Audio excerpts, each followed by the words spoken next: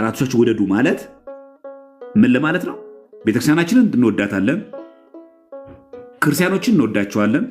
ቤተክርስቲያን ስትቃጠል ቆመን አናይም፣ ክርስቲያኖች ሲገደሉ ቆመን አናይም።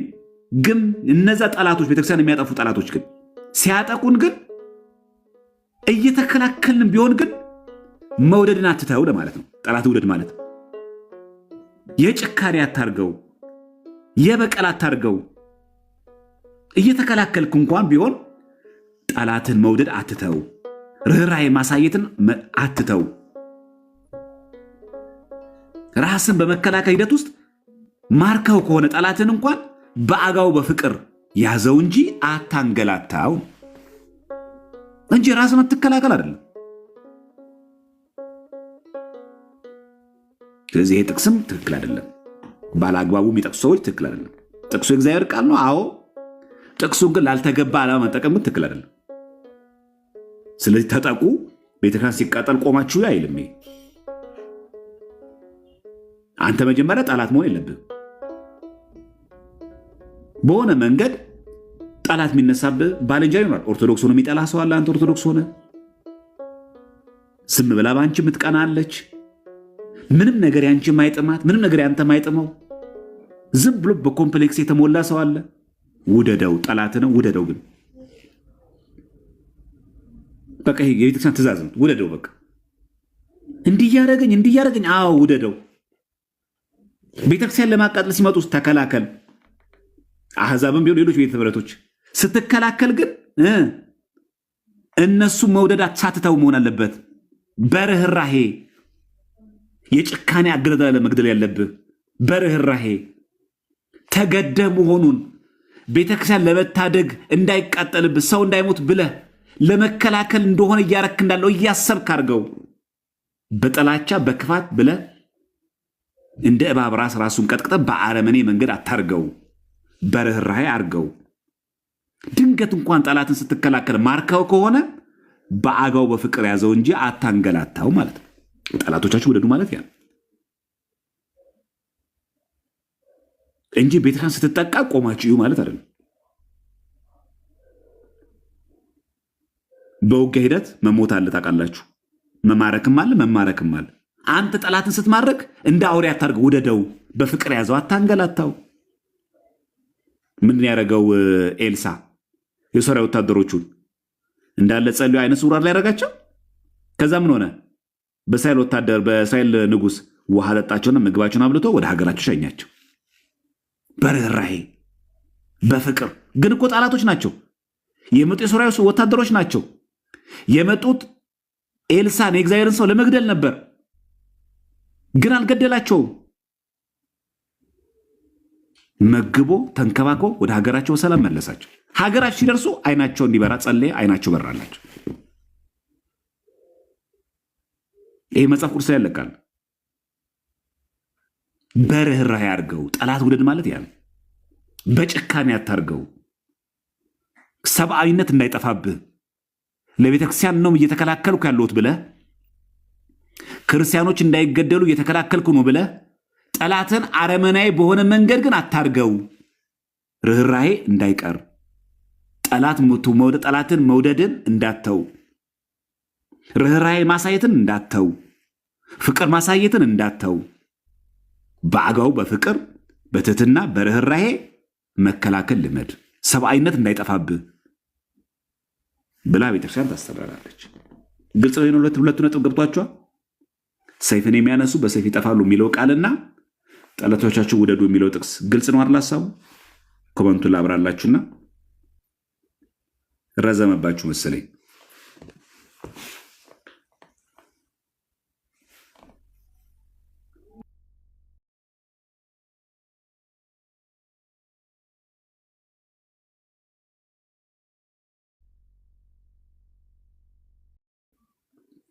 ገብቷችኋል አይደል? እዚህ ጠላቶቻችሁ ውደዱ ማለት ራስን አትከላከል ማለት አይደለም። ከጠላት ጋር ግን ራስን በመከላከል ሂደት ለሚያደርገው ግን ራስን በመከላከል የምታደርገው ጥቃት ማጥቃት ላይ ግን ርህራሄ ሊኖርህ ይገባል። ጨካኝ ልትሆን ግን አይገባም። አውሬ ልትሆን ግን አይገባም። እንደ ተራ እንስሳ እንደ እባብ አናት አናቱን የቀጠቀጥክ በአረመናዊ መንገድ እንደ አረማውያንና እንደ አህዛብ መግደል ግን የለብህም። ርኅራኄ ማሳየት አለብህ። ድንገት ማርከው እንኳን ከሆነ እንኳን ጠላትን በፍቅር በርኅራኄ ያዘው እንጂ አታንገላታው። አጥቂነት የተከለከለ ነው። ራስን መከላከል ማለት ለተቃጣ ጥቃት ነው እንጂ ለተማረከ ወታደር አይደለም። ይህም ቤተክርስቲያን ታስተምረናለች እንጂ ዝም ብለህ እንደው በቃ ሰውን ፍጃችሁ ምናምን ማለት አይደለም።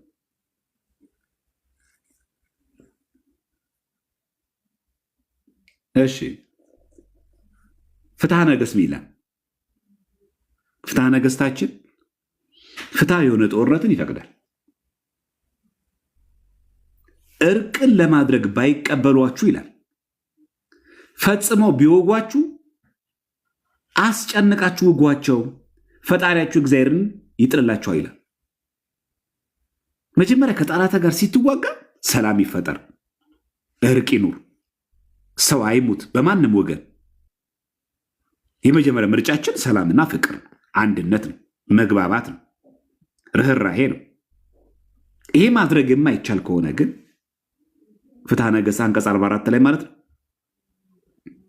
እርቅን ለማድረግ ባይቀበሏችሁ ግን ከዚህ አልፎ ደግሞ ፈጽሞ ቢወጓችሁ ሙቱ ይላል ፍትሐ ነገሥት አይልም። አስጨንቃችሁ ውጓቸው ነው የሚለው።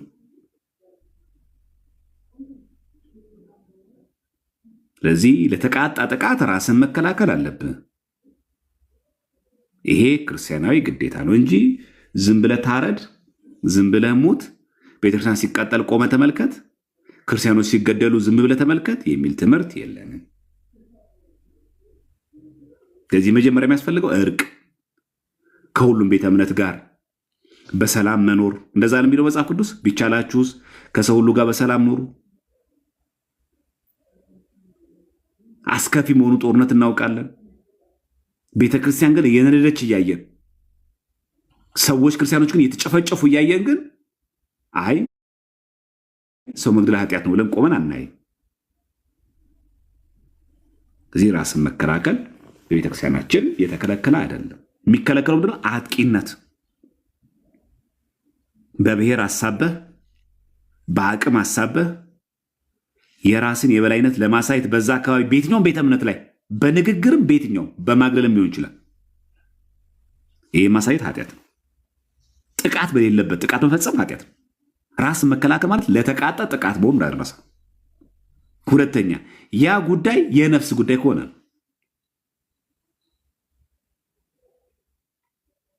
ባለፈው እንዳነሳ ነው እዚህም ይላል መጽሐፍ ቅዱስ ላይ ኦሪት ዘጸአት ምዕራፍ 22 ላይ ምን አንብበን ነበር? የሰረቀ ነው የሚለው አይደል?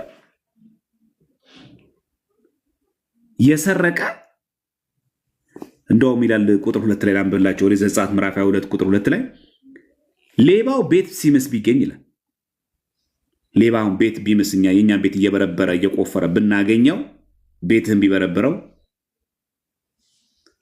እርሱም እስኪሞት ቢመታ አንተ ነቃህና ቤትን ሲሰረስር የነበረው ሌባ አገኘው፣ ከዛ እስኪሞት ድረስ መታው፣ ሞተ። ያ ሌባ በመታው ሰው ላይ የደም ዕዳ አይሆንበትም ነው የሚለው መጽሐፍ ቅዱስ።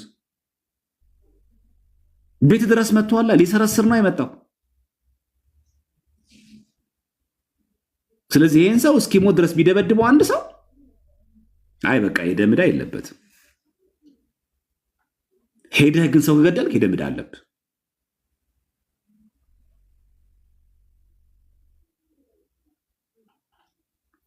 ስለዚህ ቤተክርስቲያናችን ምን ጊዜም የምታስበው ምንድን ነው? ጥቃትን የምታስበው ፍትሃዊ የሆነ ነገር ከሆነ ብቻ ራስን መከላከል ትፈቅዳለች ለማለት ነው። ይበቃችሁ። ነገ እሑድ ስለሆነ ቅዳሴም ስላለ እንዳይረዝምብን። እሺ ትላንትና ስለዚህ መጽሐፍ አንስተን ነበር። የተወሰነ ነገር ጨምረን ነበር ስለ ክብረ ክህነት ማለት ነው። ዛሬም ትንሽ እንጨምር አይመስላችሁ? ወይስ ይቅርባችሁ? መቼም ራሳችሁ እንዳያችሁ ተስፋ አደርጋለሁ። ሁላችንም ራሳችን ካየንበት ትልቅ ጥቅም ነው የምናገኝበት።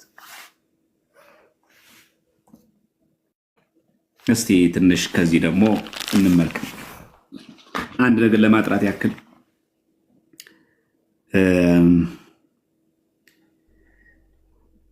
እስቲ መጀመሪያ ኮመንት ላጥፋ፣ የእናንተ ምላስ ስለማይቻል። አንድ ሰው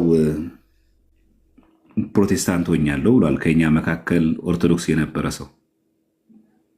ያ ሰው ለአንዳንዶቻችሁ ከዘማርያም ጋር ተመካክረን ነው የሚለው ፈጽሞ ሐሰት መሆኑን እኔ ማንንም ሰው በየትኛውም መንገድ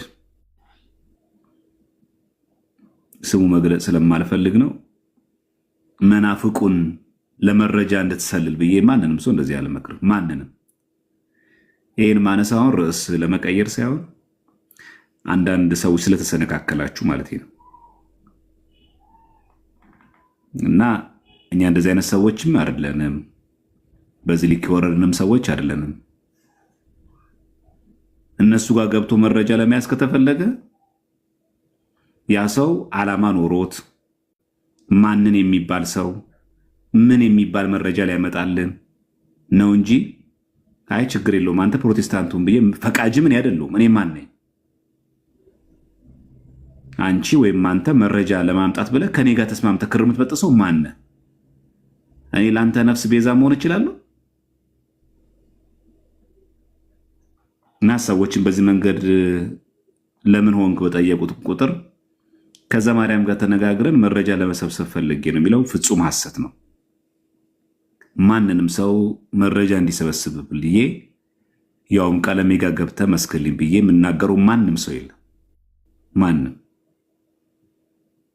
እኔ ስሜታዊ በሆነ መንገድ ሲናገር ከቤተ ክርስቲያን የወጣንም ንግግር በሚናገርበት ጊዜ ሁሉ ነገር በፍቅር በትዕግስት ሰውን ለማዳን ይሁን በትህትና ይሁን ትኩረታችን ለእውነትና ቤተክርስቲያንን በሚጠቅም መንገድ ነው ማድረግ ያለብን አልኩ እንጂ እኔ መናፍቅ ፕሮቴስታንት ሆኜ እነሱስ መረጃ ልሰበስብ ነው መሄደው እያለ ጎበዝ ሂድ ቀጥል ክርን በጥሰ ፕሮቴስታንቱን ብለህ ሆኛለሁ ብለህ በሚዲያ ተናገር ብዬ ወይ ደግሞ ክር በጥስ በግልህም ብዬ ለማንም አልመከርኩም።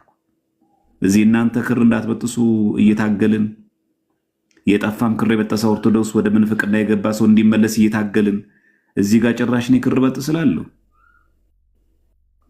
ስለዚህ እንዳትሰናከል ስሙን መጥራት አልፈልግም ተገቢ ስላልሆነ ማለት ነው። ግን እንዳትሰናከሉ ባጭሩ በቃ ማንንም ሰው እኔ ፕሮቴስታንት ለሆን ነው መረጃ ልሰበስብ ነው ብሎ እኔን ፍቃድ የሚሰጥ ሰጭ አይደለሁም። እኔ ማን ያለኝ? እኔ ማን ነው ዘማርያምን ባለስልጣን ያደረገው? ያውም በነፍስ ጉዳይ እኮ እኔ ነገ እኮ ሞት አለ። ታመን ብቻ እኮ አይደለም ምን ሞተው በዛው መቅረት አለ። ክር በጠስ ብዬ ዋስትና የምሰጠው እኔ ማን ነኝ? ነገ ቢሞት ይሄ ሰው የት ነው የሚቀበረው? ቀብሩ ብቻ አይደለም ነፍሱ የት ነው የምትሄደው? ነገ ሰለማን ብዬ ክር በጠስኩ ልትል ነው እሷ። እባካችሁም በነፍሳችሁ ቁማር አትጫወቱ እሺ። ከዚህ እገሌና አማክሬ ነው ክሬ በጠስኩት እገሌና አናግሬ ነው እንደዚህ ያደረኩት የሚል ሰው ካላችሁ አትስሙት። ግራ ሲገባችሁ ደግሞ ዝም ብላችሁ እናንተ አትቀበሉ። ኢንቦክስ አለ ጠይቁን።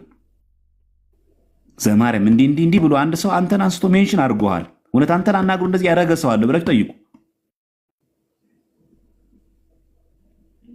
ለዚህ ፍጹም ስህተት መሆን እንድታውቁ። በዚህ አጋጣሚ የእኛን ስም ሜንሽን እያደረጉ እየጠቀሱ ዘማርያምን አውቀዋለሁ እገሌን እግባባዋለሁ እገሌን እቀራረበዋለሁ ብለው በእኛ ስም ገንዘብ የሚወስዱ የሚበደሩ ምናምን ካሉ እኛ የለንበትም። እኔ ገንዘብ አስፈላጊ ሆኖ ከእናንተ ሲገኝ በይፋ እዚህ እነግራችኋለሁ። ለዚህ ጉዳይ ያስፈልጋል አዋጡ እላለሁ።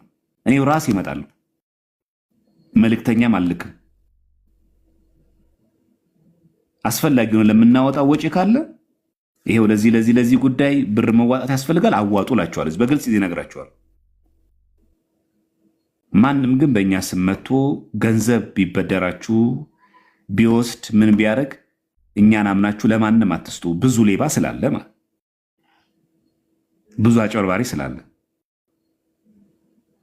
በአጭር ቃል እኔ ለማንም ሰው ለማንም አድርጌውም አላቅም ወደፊቱም አላረገውም።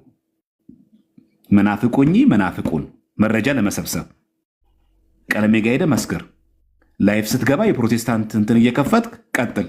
ይሄ ለምንድን ነው? መረጃ ለመሰብሰብ የሚል ቀልድ የለም። እንደዚህ አይነት ቁማር የለም። ማህበረ ቅዱሳን ስንት የተሐድሶ መናፍቃንን መረጃ ፈልፍሎ ያወጣው ክር በጥሻለሁ ብሎ ሚዲያ ላይ ተናግሮ በጥሶ ነው የገባው። ይህ ፍጹም ስህተት ነው። እኔ በጋሻው ሪካርድ ያደረኩት ክር በጥሼ ነው። እግዚአብሔር ይመስገን ሃይማኖቴን ጠብቄ ነው። መረጃ አስፈላጊ ከሆነ የአንድን ሰው አሳሳች ሆኖ ሰውን እያደነጋገረ ያለ ሰው ካለ የእሱ መረጃ ካስፈለገን ክር መጠስ እኮ አያስፈልገንም። ስልት ነው፣ ዘዴ ነው የሚያስፈልገው። እኛ በእኛ የሚነግዱ ሰዎች ስላሉ በዚህ እንዳትሰነካከሉ ወንድሞች እህቶች ለማሳሰብ ድጋሚ አልመለስበትም። በዚህ ርዕስ ወደ ጉዳያችን ንግባ። ማን ነው እንደማትሉኝ ተስፋ አደርጋለሁ። ይሄኛው መጽሐፍ በተለይ ካህናት ምን ማድረግ እንዳለባቸው፣ ዲያቆናትም ምን ማድረግ እንዳለባቸው፣ እንዲሁም ደግሞ ጳጳሳት ራሱ ምን መስራት እንዳለባቸው የሚናገር መጽሐፍ ነው። ለዚህ በቤተክርስቲያናችን ምን ማድረግ እንዳለብን ጭምር በዝርዝር ተቀምጧል። ይህን የተወሰኑ ነጥብ ዛሬ ከትላንትናው የቀጠለውን ክፍል አነሳላቸዋለሁ። እሺ፣ የጳጳሳት አለቃ ይባርካል እንጂ አይባረክም። የማን? የጳጳሳት አለቃ። እንዲሁም ጳጳስ ይባርካል እንጂ በጳጳሳት አለቃ ካልሆነ በስተቀር በሌላ አይባረክም። ኤጲስቆጶስ ይባርካል፣ ጳጳስም ይባረካል። እንደገናም ኤጲስቆጶሳትም እና ከእርሱ የሚያንሱትን እርሱ ይባርካል። እነርሱ በሕዝብ ራስ ላይ እጃቸው ይጭናሉ። አይታችኋል። ሊቃነ ጳጳሳት ሲገናኙ እንደሚደረጉት አንዱ አንዱን ያሳልመዋል። ምን ይደረጋሉ? ትከሻቸውን ሰላም ይባባላሉ። ሁለቱ ሊቃነ ጳጳሳት ናቸዋ። ሊቃነ ጳጳሳትን አይባረክማ።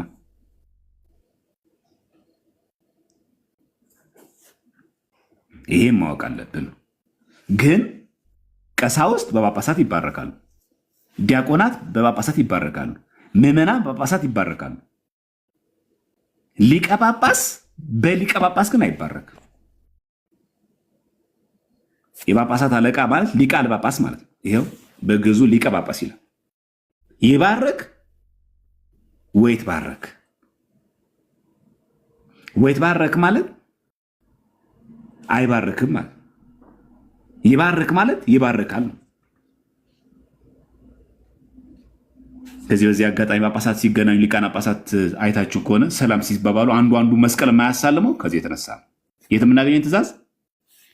የሐዋርያት ሲኖዶስ በሚለው መጽሐፍ ስንተኛው ላይ? 6ኛው የሐዋርያት ሲኖዶስ ወይ ደግሞ የስምዖን ቀዳማዊ ሁለተኛ ሲኖዶስ አንቀጽ ስንት ላይ ነው የምንገኘው? 3 ነው። እዚህ በተለምዶ ምናምን አይደለም ነው፣ በተለምዶ አይደለም። ይሄ ግልጽ ነው ሐሳቡ አይደል? ጀመራችን ጥርት አድርጎ በደንብ ማወቅ ያስፈልጋል። ቄስን በተመለከተ ደግሞ ቄስ አይሹም፣ ይህ አይገባውም። አሁን ቄስ ዲያቆን መሾም አይችልም። ቄስን መሾም አይችልም።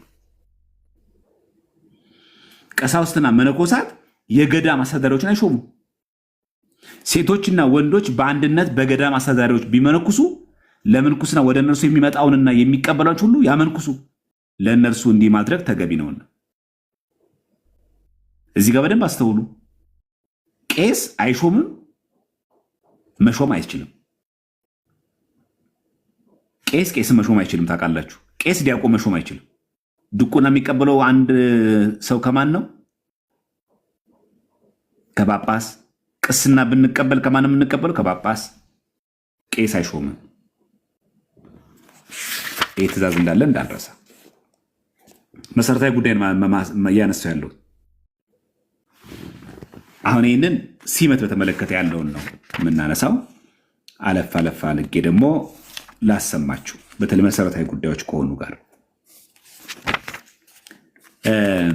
ምዕመናን ሆይ በደንብ ስሙ። እዚህ ጋር ለእኛ ደግሞ እንስማው። ምዕመናን ሆይ ተገቢ በሆኑት የበዓላት ቀናት ታርፉ ዘንድ በክርስቶስ እናዛቸዋለን። ሰራተኞች በሳምንት 2 ቀናት ይረፉ፣ ቅዳሜና እሑድ። እነርሱም ሁለቱ ቅዳሜና እሑድ በአንድነት ናቸው። ስለ ቅድስት ቤተክርስቲያን መጽሐፍትና ትእዛዛትን ለመስማት ይረፉባት። አይታችኋል። እንደ አይሁድ እጅና እግርህን ዘርግተህ ቁጭ ብለህ ተኝተዋል ማለት አይደለም። ሰውን ቡጭቅ ብለህ አድርገህ ስታማ ወይ ደግሞ ፕሪሚየር ሊግ ስታይ አሳልፍ እያለ አይደለም። የሚገርም መሳጭ ፊልም ክፈትና ቤት አልጋ ላይ ተኝተህ ሶፋ ላይ ተጋድመህ ተመልከት እያለ አይደለም። ብዙ ሰዎች ኦርቶዶክስ ቤተቻት በዚህ ነው። ስራ ፈትነትን ታስፋፋለች አይደለም። ቅዳሜና እሑድ ረፍ። ምን እያረክ? ስለ ቅድስት ቤተክርስቲያን። ምን ማለት ስለ ቅድስት ቤተክርስቲያን ማለት? የታዘዙ ትእዛዛት የሚል ነው። 6ቱን ቃላተ ወንጌል እየፈጸምክ የእረፍት ቀን ነው። የታረዙትን ግን አልብስ። የዛን ቀን ቤት ቁጭ ብላ አትዋል። ተግባረ ስጋ ተው፣ ተግባረ ነፍስ ግን ስራ። የታሰሩትን ጠይቅ። የዛን ቀን ሕሙማንን ሄደ እግዚአብሔር ይማራችሁ በል። ሐዘንተኞችን የዛን ጊዜ አጽናና። የተራቡትን የዛን ጊዜ አብላ። የተጠሙትን አጠጣ። ሰው ያጡትን ሰው የተራቡትን ሰው ናቸው። ከዛ መጽሐፍትን ትእዛዛትን ለመስማት ቅዱሳት መጽሐፍትን በመስማት ቃል እግዚአብሔርን በመስማት አሳለፍ። ይቀጥላል። የኢየሱስ ክርስቶስ መልእክተኞች የሆነው እኔ ጴጥሮስ እኔም ጳውሎስ ሰራተኞች ከሳምንቱ 5 ቀን እንዲሰሩ አዘዝን ይላል። ከሰኞ እስከ ዓርብ። ቅዳሜና እሑድ ግን ይረፉ፣ እግዚአብሔር ለማክበርና ለመለመን ወደ ቤተ ክርስቲያን ይሄዱ። ተኝተዋል አይልም። ማን ሆይ ነው የሚለው? ይሄ ምዕመናን ሆይ።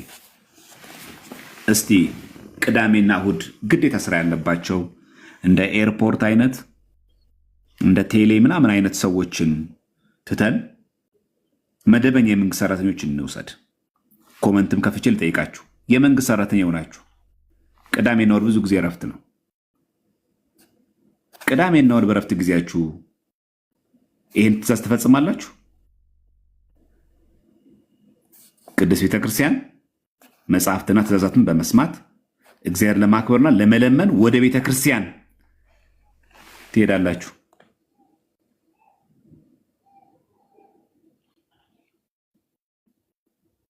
አይታችኋል ምን ያክል ስራ እንዳለ። ስለዚህ ስራ ፈትነት አይደለም። ስለዚህ ይሄ ለማን የተዘነው? ምዕመናን ሆይ ነው የሚለው። እውነት እናውራ ወጣቶች። ቅዳሜና እሑድ ምን እናደርጋለን? ቅዳሜና እሑድ የምናሳልፈው ለምሳሌ ነገ እሑድ ነው፣ ቅዳሴ እናስቀድሳለን። ከሰዓት የት እንሄዳለን? ጉባኤ እንከታተላለን። እሺ ቀን ቤት ስንውልስ ቃል እግዚአብሔር እየሰማን ነው የምንውለው ወይስ እየጠጣን እየሰከርን ሰው እያማን? ይሄ ማዘው ማን ነው? የሐዋርያ ሲኖዶስ 6ኛ የሐዋርያ ሲኖዶስ የስምዖን ቀርናዊ 2ኛ ሲኖዶስ አንቀጽ ስንት ላይ? 12 ላይ። እያንዳንዷ ነገር አይታችሁ ከሆነ ዝም ብላ የተቀመጠች ስርዓት የለችም። ምኑ ስራ? የስራ ፈትነት ነው። ከዚህ የተነሳ እንድታስቡት ነው። ስለ ካህናት ብቻ እንድናወራ ሳይሆን የፈለግኩት እኔ ምዕመናን ሆይ ምትሎችንም እንድናስባት ነው። እሺ እኛንም ራሳችን እንድናይ እንዲሁ ዝም ብለን ብቻ ቁጭ ብለን ፈታ ብለን ተዘናግተን እንዳናሳልፍ ለማለት በሚያክል ቻንደና። እሺ ከዚህ ማለፍ ብዬ ስለ ጳጳሳት ደግሞ ላሳያችሁ። እየያዛችሁት ይመስለኛል እንትኑ ቀኑን በደንብ አድርጋችሁ። እሺ እስቲ 1-2 ደግሞ ላንሳ። የጸሎት ጊዜ ቆይ እሱን መለስበታለሁ። ከጸሎት ጊዜ በፊት የጸሎት ጊዜ እስቲ እናንሳው፣ እሱን በኋላ እንዳንረሳው። 6ኛው የሐዋርያ ሲኖዶስ የጸሎት ጊዜያትና ሰዓታት ስለመጠበቅ የተሰጠ የሐዋርያት ትእዛዝ ይላል። ትእዛዙ የማን ነው? የሐዋርያት ትእዛዝ። ከንጋት በፊት ለ3 ሰዓት ማለትም ለ9 ሰዓት በሌሊት ለጸሎት ቁሙ ይላል። 9 ሰዓት ሌሊት እንነሳለን፣ ገና ከመንጋቱ በፊት ሲጠባ ሲነጋ ማለት ነው። ለንጋት ጸሎት 12 ሰዓት፣ ከዛ ለ3 ሰዓት ጸሎት፣ ከዛ ለ6 ሰዓት ኮመንቱን አጥፉላቸው፣ ለ9 ሰዓት ጸሎት፣ በምሽትም ለሰርክ ጸሎት፣ ከምሽትም በኋላ ደግሞ ለሌላ ጸሎት፣ ሲመሽም ለ3 ሰዓት ጸሎት፣ ለመንፈቀ ሌሊት ጸሎት ጸልዩ ይላል። ኤሊ ተነትኗል እዚህ ጋር ልብ በሉ። ይሄ 6ኛ ሐዋርያት ሲኖዶስ ነው። አንቀጽ 24 እና አንቀጽ 25 ለምን እንደምጸልይ ይናገራል። ከሌሊቱ በ9 ሰዓት የሚደረገው ጸሎት እንግዲህ ስንቶቻችን ሌሊት 9 ሰዓት እንደምንነሳ እግዚአብሔር ይወቀው። ከሌሊቱ በ9 ሰዓት የሚደረገው ጸሎት በዚህ ሰዓት የጌታችን የኢየሱስ ክርስቶስን ለፍርድ መምጣት ተስፋ ስለምናደርግ ነው። ዳግመኛም በዚህ ሰዓት የብርሃን ልጆች መልካም ስራን ያውቁበታል። ዛሬ ከሌሊቱ 9 ሰዓት ቅዳሜ ለእሑድ አጥቢያ የት ነን እኛ?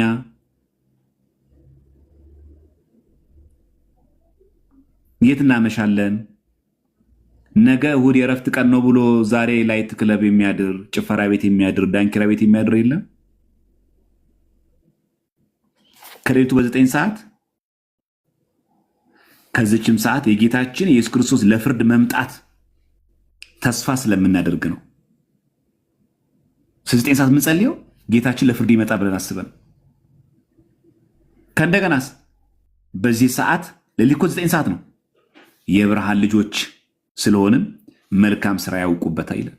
መልካም ስራ ምንድን ነው? ጸሎት። እግዚአብሔርን እያመሰገን በጧት የሚደረገው ጸሎት ብርሃንንና የብርሃን ጸዳል ለዛ ስላመጣልን የሌሊትና የጨለማን ፍርሃትም ስላስወገድልን ነው። ጧት 12 ሰዓት ምንጸልየው። ከቀኑ በ3 ሰዓት የሚደረገው ጸሎት በክርስቶስ ላይ የሞት ፍርድ ስለፈረዱበት ነው። እርሱም ለአዳም ልጆቹ የመዳን መርህ ሆነ። ስንት ሰዓት ላይ? 3 ሰዓት ላይ። ድንገት ቢሮ ውስጥ ነው 3 ሰዓት ላይ ወይ ታክሲ ውስጥ ወይ መኪና ውስጥ ከሆነ በልባችን በለሆሳስ አቡነ ዘበሰማያት መድገም አለብን። በ3 ሰዓት የሚደረገው ጸሎት ለምንድን ነው? በክርስቶስ ላይ የሞት ፍርድ ስለተፈረደበት ያንን እያሰብን ነው። ለእኔ ብሎ የተፈረደበት ጌታዬ ብለን እያሰብን ልክ 3 ሰዓት ጠዋት ሁሉ የምናስበው ጌታችን የተፈረደው ፍርድ እያሰብን ነው። እርሱም ለአዳም ልጆቹ የመዳን መርህ ነው ሆነ። ማን? ጌታችን ክርስቶስ። አሁን እቺ ቤተክርስቲያን ናት ጸረ ክርስቶስ። ክርስቶስ ሲጠራ ትፈራላችሁ አሁን ለኛ ይባላል። ነው አይደለም? 3 ሰዓት የምንጸልየው ማንን እያሰብን ነው?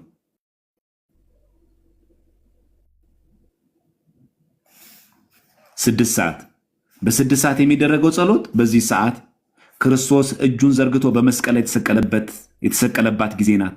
ኃጢአትንም ደመሰሰ። የእግዚአብሔር ስሙ የተመሰገነ ይሁን። ሁሌ 6 ሰዓት የምናስበው ምን ብለን ነው? ለእኛ ብሎ የተሰቀለውን መሰቀልና የኃጢአታችንን ስርየት እያሰብን እንጸልያለን። ቀን 6 ሰዓት ላይ 9 ሰዓት በ9 ሰዓት የሚደረገው ጸሎት በዚህ ሰዓት ክርስቶስ ነፍሱን በፈቃዱ የሰጠባት ስለሆነች ነው። ምድር ተንቀጠቀጠች፣ የምኩራብ መጋረጃዎች ተቀደዱ፣ ፀሐይ ደበዘዘ፣ ዓለም ሁሉ ጨለማ ሆነ። ምንድነው ከክርስቶስ የወጣ ነገር እዚህ ውስጥ? ይሄ ደብተራ ነው። በምሽት ጸሎት የሚደረግበት ምክንያት የሌሊትን እረፍትና ማስተዋል ስላመጣላችሁ ከእናንተ ለእግዚአብሔር ምስጋና ለማቅረብ ነው። ከእናንተም የቀን ድካምና መታከትን አስወገደ። አስፈሪውን የጨለማ ሰዓት አሰለፈ፣ የብርሃን ሰዓት ስለተሰጠ እንዳልከው ቀኑን ደግሞ በሰላም አውሎ ስላሳደረ። በሌሊት የሚደረገው ጸሎት እግዚአብሔር ከጨለማ ልጆች ተንኮል ይጠብቃችሁ ዘንድ ለመለመን ነው።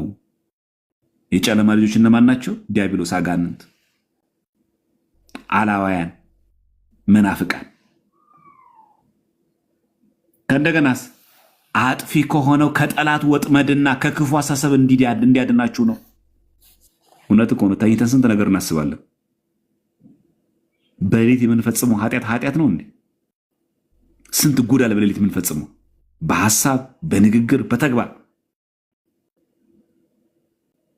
አጥፊ ከሆነው ከጠላት ወጥመድና ከክፉ አሳሰብ አላ ሜንታሊቲው ጤነኛ ካልሆነ ማለት ነው። ከክፉ አስተሳሰብ እንዲያድናችሁ ነው በዚህ ሰዓት አጋንንት ከሰዎች ጋር የሚጣሉባትና በልባቸው ውስጥ መጥፎ አስተሳሰብ የሚጨምሩባት ጊዜ ስለሆነች ነው። ምን እናደርጋለን? ተነስተን እንጸልያለን። እሺ ድንገት ቤተክርስቲያንን አይበለውና መናፍቃን ተቆጣጥረውት ወይ አህዛብ ተቆጣጥረውት ቤተክርስቲያን እንዳንሄድ ቢያደርጉ ምን ማድረግ ያለብን?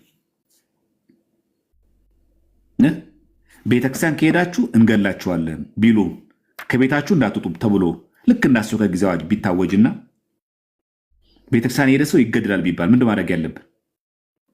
ይሄው እዚህ ላይ ያለ የሐዋርያት ሲኖዶስ አንቀጽ 33 ላይ ስድስተኛው ማለት ነው ገጽ 285 እናንብባት አይደል? የማምኑ ሰዎችን በመፍራት ያ ማለት አህዛብ ያንን ቤተክርስቲያን ዘግተውት ቢያጥሩት ወደ ቤተክርስቲያን መሄድ ካልተቻላችሁ ከሄድን ያው እንገድላለን፣ እንሞታለን። እሱን የፈራ ክርስቲያን ካለ ምን ያርግ?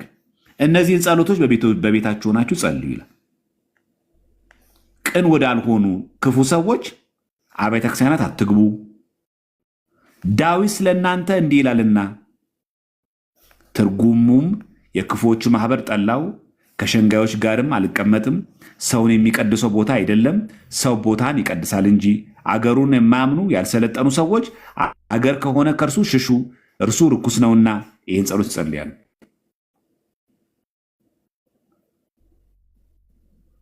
እነዚህን ጸሎቶች ጸልዩ ነው የሚለው። እዚህ ባይ ዲፎልት ከቤት እንዳንወጣ ብንታገድ፣ ቤተክርስቲያን ሄዶ ማስቀደስ፣ ጉባኤ መማር፣ ሰዓታት መቆም፣ ማህሌት መቆም አይቻልም ብንባል በቤታችሁ ሆናችሁ ጸልዩ ይላል። ይህንን ጸሎት ነው የሚለው። እነዚህን ጸሎቶች ጸልዩ። እነዚህ ጸሎቶች ይጸልያሉ። ይሄ ማን ያዘው? ስድስተኛው የሐዋርያት ሲኖዶስ አንቀጽ 33 ላይ። ስለዚህ ቤት ቁጭ ብለህ እንደው አምላክ ምን አይነት ጉድ ዘመን አመጣህብን እንደው ምናን አይደለም የምንለው። አያርግብን ከሆነ ይሄን ነው የምናደርገው። ግልጽ ነው ሀሳቧል። ይሄን እንዳንረሳው። እሺ ካህናትን በተመለከተ ቅድም ምዕመናን ሆይ ያለ ያለው ካህናት በተመለከተ ካህናት ወይ መብልና መጠጥ ወደሚደረግበት የሙታን መታሰቢያ በተጠራችሁ ጊዜ ያ ማለት ተስካር የሙት ፍትሐት መታሰቢያ በሚሆንበት ጊዜ እንደነርሱ ስለ ሕያው ሰው እንደሚደረግ በማሰብ በቅንነት በግርማና በበዛ ፍቅር እግዚአብሔርን እየፈራችሁ ወደ እነርሱ ሂዱ። ተስካር ሙት ዓመት መታሰቢያ ተደርጎ ቅዳሴ ተቀድሶ ያ ሰው የሙት መታሰቢያ የሞተበት ቤተሰብ ለሞተ አባቱ ተስካር ካህናት ወደ ቤቱ ቢጠራ ካህናት ምን ያርጉ? መብልና መጠጥ ወደሚደረግበት ጠጅ ቤት አይደለም የሚለው፣ ዳንኪራ ቤት አይደለም የሚለው፣ ዘፈን ቤት አይደለም የሚለው፣ መብልና መጠጥ ወደሚደረግበት የሙታን መታሰቢያ በተጠራችሁ ጊዜ ካህናት ይሄዳሉ። እዛ ምን ያርጉት? ልክ ያ የሙት መታሰቢያ ጊዜ ስታደርጉ ያ ሙት በሕይወት እንዳለ አስባችሁ በክርስቶስ የሞተ ቢሞትም ይነሳል እንደ እነርሱ ላለ ሕያው ሰው እንደሚደረግ በማሰብ በቅንነት በግርማና በበዛ ፍቅር እግዚአብሔርን እየፈራችሁ ወደ እነርሱ ሂዱ ይላል። እንቀጥል። በአንቀላፋው ሰው ያ በሞተው ሰው ተስካር የሚደረግለት ሰው ማለት ነው ምክንያት ስለተደረገው ግብዣ እግዚአብሔርን እንዲለምኑላቸው ለሚፈልጉ ሰዎች እንደ ልማዳቸው ብሉ። ቀሳውስትና ዲያቆናት በክርስቶስ ቤተክርስቲያን ውስጥ ናችሁና በክርስቶስ ቤተክርስቲያን ናችሁና ራሳችሁና ሌሎቹን በመገሰጽ ንቆች ልትሆኑ ይገባል። ማንና ማን? ቀሳውስትና ዲያቆናት። ተስካር ቤትኛ ንቁንን ይሄ ዛሬ የተጻፈ መጽሐፍ ነው።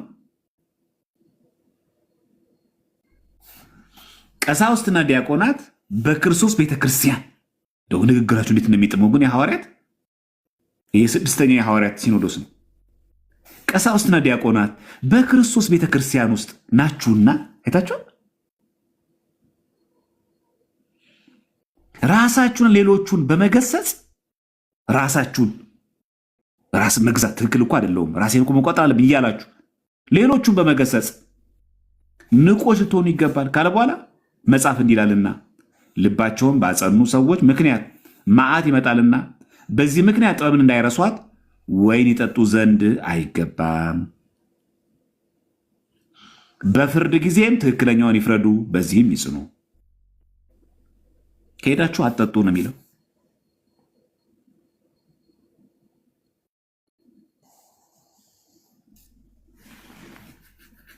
ይሄ ማለት ግን ፈጽሞ ወይን ክልክል ነው አይልም። ይሄው እዚህ ጋር ያብራራል። ቁጥር 39 ላይ እነሆ ይላል ኤጲስቆጶሳት፣ ቀሳውስትና ዲያቆናት በእግዚአብሔር ቤተክርስቲያን ጠንካራ የሆኑትን ከሚወደው እግዚአብሔር አብና ልጁ ቀጥለው እንደሆኑ ታወቀ። የእግዚአብሔር እንደራሴዎች ናቸው። አይታችሁ ከእግዚአብሔር በታች ናቸው። ይህን የምንለው አለ የሐዋርያ ሲኖዶስ፣ ይህን የምንለው ለዘላለሙ ወይን እንዳይጠጡ አይደለም። ፈጽሞ ቄስ ወይን እንዳይጠጣ፣ ፈጽሞ ዲያቆን ወይን እንዳይጠጣ፣ ለዘላለም እንዳይጠጣ አይደለም።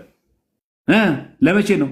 ለእግዚአብሔር ፍጥረት ነውር ነውና የምንለው ግን አለ ወይን አብዝቶ በመጠጣት እንዳይሰክሩ ነው።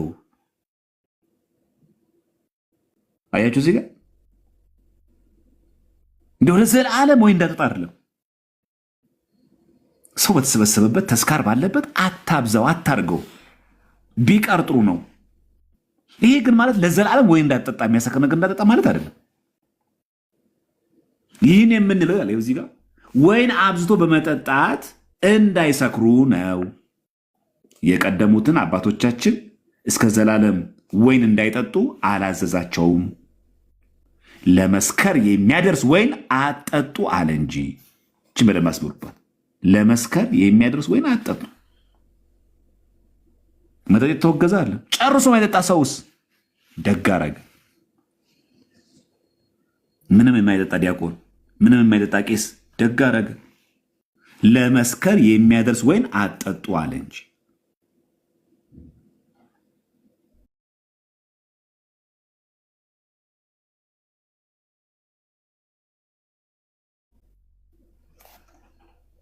ስለዚህ በግብዣ ቦታ ላይ ምን ያድርጉ? በቅንነት በግርማና በበዛ ፍቅር እግዚአብሔርን እየፈራችሁ ወደ እነርሱ ሂዱ። ዛሬማ ገልብጬ ነው የምመጣው፣ ተስካር እኮ ኃይለኛ የተደገሰው እያልን ለምንሄደው ዛሬማ ይህንን ወይንም አለቆም፣ ይህን ጠጅም አለቆም፣ ይህን ጠላም አለቆም ላ ለምንሄደው በቅንነት በግርማና በበዛ ፍቅር። ማን ሆይ ነው የሚለው? ይሄ ካህናት ሆይ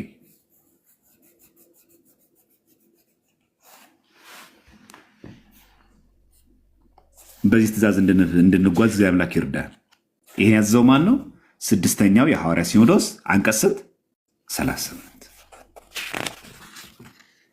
ስለዚህ ቤተክርስቲያን ምን አይነት ትምህርት ናት? በደንብ ስሙ። ይህን በደንብ አቅታችሁ ልታውቁት ይገባል። ይህን ልናቅ ይገባል ለማለት ነው። እሺ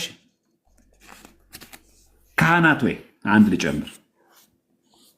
ስድስተኛው የሐዋርያ ሲኖዶስ አንቀጽ 44 ላይ ካህናት ወይ ፈጽሞ የሰማይ መላእክት ስራ በሆነው ስለታመናችሁ እኛ እናዛቸዋለን። ሐዋርያት ማለት ነው። ካህናት ማደሪያችሁንና የቆማችሁበትን ጸጋም አታቃሉ። ከእናንተ እያንዳንዱ እግዚአብሔር በመረጠለት ቦታ ይሁን። የእግዚአብሔር ትእዛዝ ይህች ናት። ሀብት ሁሉ መልካም ነው አለ ጌታችን ኢየሱስ ክርስቶስ። እናንተን የሰማ ይህን የሰማም የላከኝን ሰማ አለ። እናንተን የበደለ እኔን በደለ አለ። እዚህ ካህናቱ ምን አድርጎ አይለ? ፈጽሞ የሰማይ መላእክት ስራ በሆነው ስለታመናችሁ እናዛችኋለን። እኛ እናዛችኋለን። ምን ብለው ሐዋርያት አዘዙ? ካህናትን ማደሪያችሁንና የቆማችሁበትን ጸጋ አታቃሉ።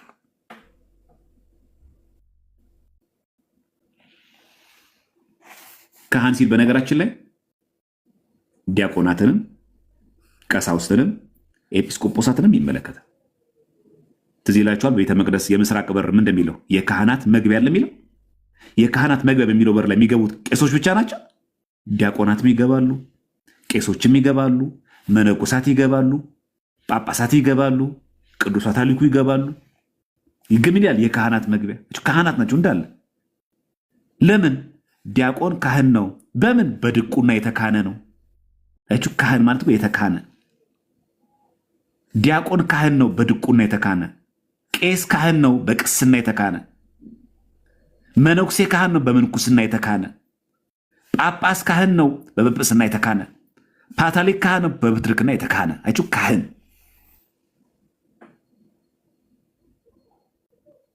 እዚህ ያለን ዲያቆናት ካህናቱን ለመገሰጽ ለመምከር ስለማንበቃኛ እስኛን እንመልከተው። እዚህ ያላችሁ ዲያቆናት እኔን ጨምሮ ማደሪያችንና የቆምንበት ጸጋን አላቃለልንም?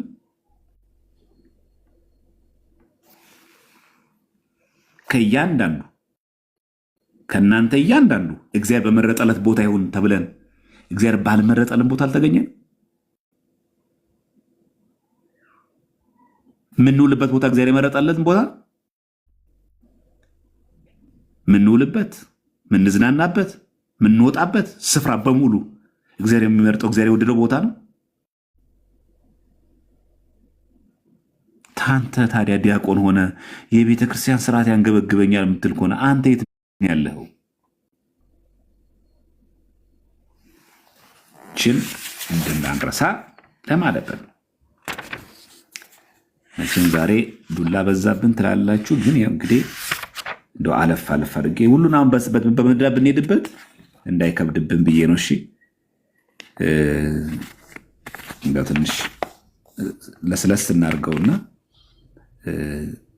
እንደው ለሁሉም በሚመጥን መንገድ ከበድም ሳይል ደግሞ ሳንዘነጋው አያችሁ፣ የካህናትን አየን፣ የቀሳውስትን የኤጲስቆጶሳትን አየን፣ በግብዣ ቦታ ምን ማድረግ እንዳለብን አየን። ምዕመናን ደግሞ ራሱ ምን ማድረግ እንዳለብን ደረጃችን ምን እንደሆነ አየን። ይህን ራሱ በደንብ ልናውቀው ይገባል። እሺ ከምዕመናን አንድ እንጨምርና ጋብቻን በተመለከተ ከመናገራችን በፊት እስቲ የስድስተኛውን የቀነናዊውን የስምዖን ሲኖዶስ እንመልከት። አንቀጽ 9 ቁጥር 10 ላይ ትእዛዝ 6 ይላል፣ እንጨት ጠርቦ ድንጋይ አለዝቦ ወይም ከብረት ከብርና ከወርቅ ጣዖት የሚሰራ ሰው ከኛ ጋር ቢኖር እና በሕጋችን ውስጥ ያለ ቢሆን ስራውን ይተው፣ ካልተወ ግን ይባረር። ቤተክርስቲያን ጣዖት አምልኮ አታወግዝም። ይሄም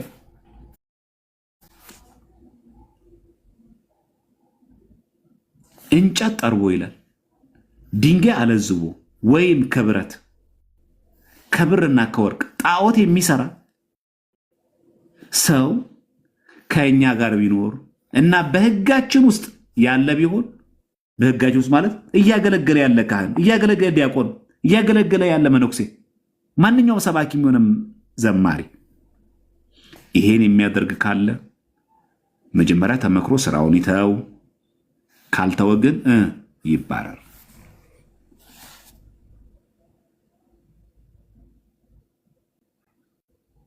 አይታችኋል እዚህ ጋር። ስለዚህ ጣዖት አምልኮ ኦርቶዶክስ ቤተክርስቲያን ላይ ጽድት ያለ አቋም ነው ያለን።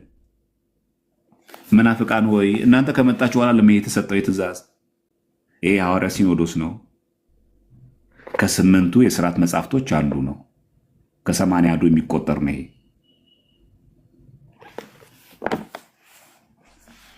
ስለ ጋብቻ ትንሽ እስቲ እንበል።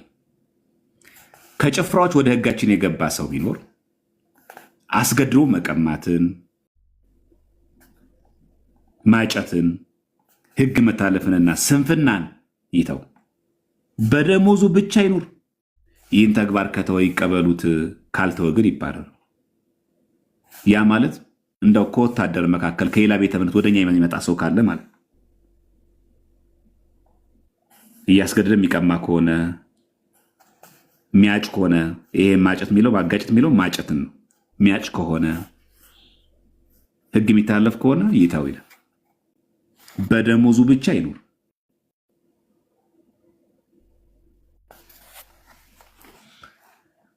ተመክሮ ካልመለስ ካለ ግን ይባራል። እሺ ስለ ጋብቻ በጣም ነው ሰፋ የሚለው ይሄ ክፍል ከገባንበት ስለሚረዝምብን የቀለሜንጦስን ሌላ ቀን ልቀጥልላችሁ። ለኛ መጀመሪያ ግን አንድ ልጨምርና ይሄን የቀለሜንጦስን ሌላ ጊዜ እጨምራለሁ። ክፍል 8 7ኛው የሐዋርያ ሲኖዶስ የቀለሜንጦስ ቀኖና ሌላ ጊዜ እጨምራለሁ። እቺ ግን ላንብብላችሁ። 6ኛው የሐዋርያ ሲኖዶስ አንቀጽ 78 ቁጥር 10 ላይ ትእዛዝ 15 እንዲህ ይላል፣ ለሰው መልካም ነገርን የሚያስተምር ሁላችንም ማለት ነው። ለሰው መልካም ነገርን የሚያስተምር ህዝባዊ ቢኖር ምመን የለም አለ አይደል? ዲያቆንም አይደለም ቄስም አይደለም ምንም አይደለም፣ ግን ያስተምራል። በሰንበት ቤትም በሉት በማህበራት በሉት በሚዲያም ቢሆን እሺ፣ ህዝባዊ ነው የሚለው ቢኖር በቃሉ ጭምት ይሁን በስጋው ደግ ይሁን፣ አይኩራራ፣ አንደበቱ ርቱ ይሁን። ከዚያ በኋላ ሰውን ያስተምር።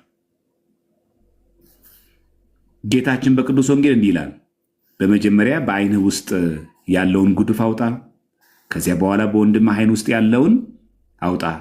ስለ ደግነትም እንዲህ ይላል፣ ከእግዚአብሔር ዘንድ የተማሩ ይሆናሉ ይላል። እግዚአብሔር ያሳያችሁ። እንግዲህ ለሰው መልካም ነገርን የሚያስተምር ነው የሚለው። መልካም ነገር ምንለው? ማንኛውም ነገር የሚያስተምር ህዝባዊ፣ ክህነት የለውም ግን ምዕመን ነው፣ ያስተማሪ ነው። ጎበዝ ሰባኪ ሊሆን ይችላል፣ ጥሩ አስተማሪ ሊሆን ይችላል፣ ግን ዲያቆንም ቄስም አይደለም። ቢኖር በቃሉ ጭምት ይሁን፣ በስጋው ደግ ይሁን፣ አይኩራራ፣ አንደበተ ርቱዕ ይሁን። ታውቃላችሁ ነው አንደበተ ርቱዕ ማለት ሲናገር የሚደመጥ። ከዚህ በኋላ ሰውን ያስተምር።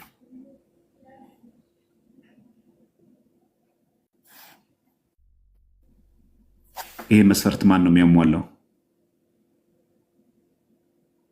ህዝባዊ አያስተምርም አላለም። ለማስተማር ቄስና ዲያቆን ካልሆንክ በስተቀር በማንኛውም መንገድ እንዳታስተምር አላለም።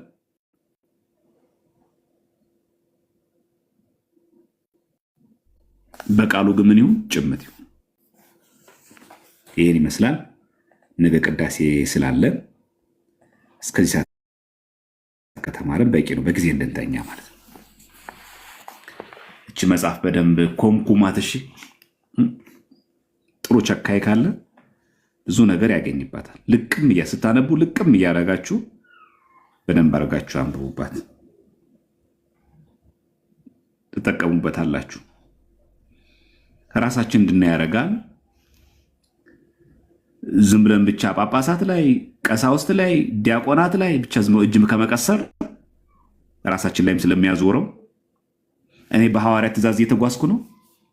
እኔ የሐዋርያትን ሲኖዶስ አከብራለሁ።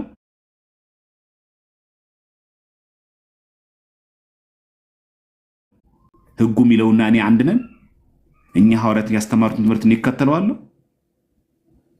ወይስ እኔን አይመለከተኝም?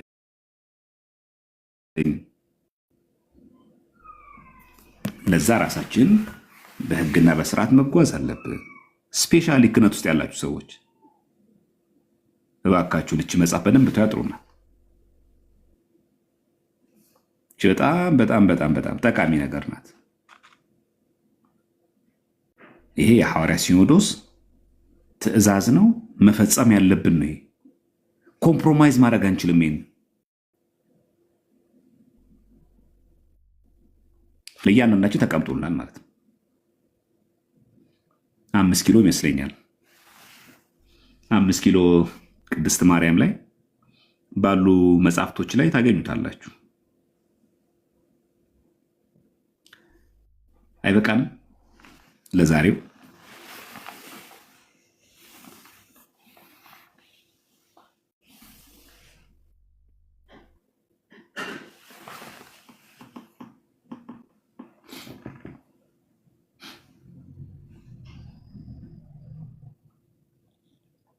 ለዛሬው አይበቃም?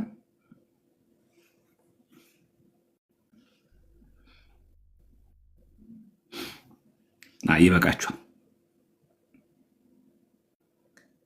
ስለዚህ ይህችን በደንብ አድርገን በጳጳሳት፣ በዲያቆናት፣ በካህናት ህጉ እንደዚህ አይደለም ብለን በጣም የምንማረሩ ሰዎች መንገብገባችን ጥሩ ነው። እኔንም እዚህ ጋር ግን ይገጻል፣ ይህንም እዚህ ጋር የሚናገረኛል። እኔም በጣም ህግ ታላፊ ነኝ ማለት። ስለዚህ እዚህ ጋር ያለውን ስናገር ህጉን እየጠበቅኩ እንዳልሆነ እንደ አንድ ዲያቆን እንኳን እዚህ ጋር የታዘዝኩትን ነገር የምፈጽም ሰው እንዳልሆንኩ እያወቅኩኝ ነው መንገር ያለብኝ እንጂ ህጉን እንደመፈጽም ለራሴ እንደመጨረሻ ትክክለኛና ንጹህ አድርጌ ሌላውን ለወቀሳ ይህን መጥቀስ የለብኝ። በየትኛውም መንገድ ይህን በምናነብበት ጊዜ እኔ ይህንን ነገር እየፈጸምኩት አይደለም፣ ጎደሎነት አለብኝ። ትትና አይደለም እኮ በትክክልም ጎደሎነት አለብኝ።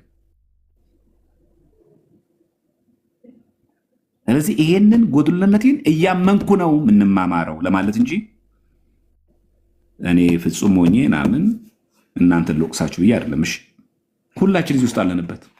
ሁላችን እገሊት ወገሌ የለም። ለዚህ ለሁላችን ጠቃሚ ነገር መሆን እንድናቅ ነው ለማለት ነው። ይበቃናል። ነገ ቅዳሴ ከሆነ ዛሬ በጊዜ አርፈን ሌሊት ተነስተን መገኘት ስላለብን ይበቃናል።